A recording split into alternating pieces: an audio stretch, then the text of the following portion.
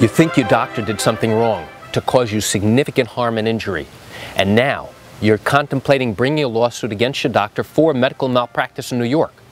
Do you know why it's important to know whether or not your doctor is an independent contractor or an employee? Come join me as I share with you this great information. Hi, I'm Gerry Oginski. I'm a New York medical malpractice and personal injury trial lawyer practicing law in the state of New York. It actually makes a big difference. When you are deciding to bring a lawsuit, it is critical to know whether the doctor you are contemplating bringing a lawsuit against is an independent contractor or an employee.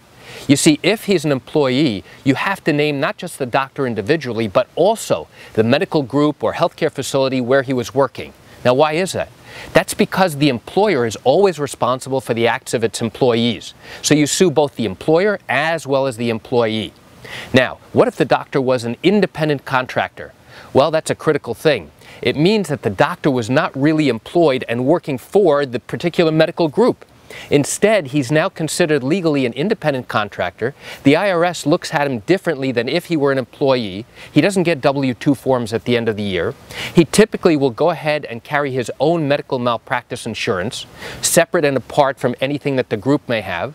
And now he's also going to be able to set his own hours. He's going to be able to go on vacation whenever he wants.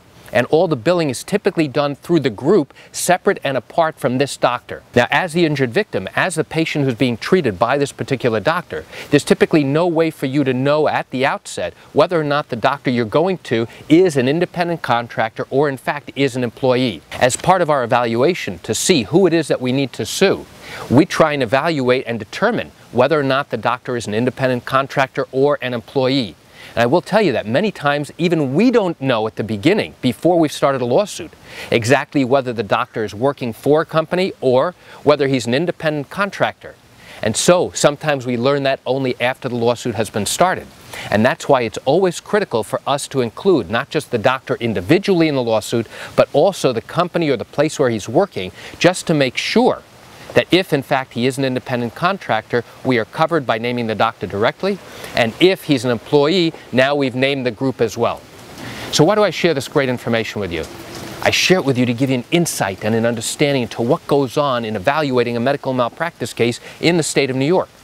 You know, I realize you're probably watching this because you have questions or concerns about your own particular matter.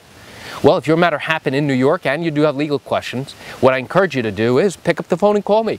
I can answer your legal questions. You know, this is something I do every single day, and I'd love to talk to you. You can reach me at 516-487-8207 or by email at Gerry, G-E-R-R-Y, at oginski-law.com. That's it for today's quick video. I'm Gerry Oginski. Have a great day.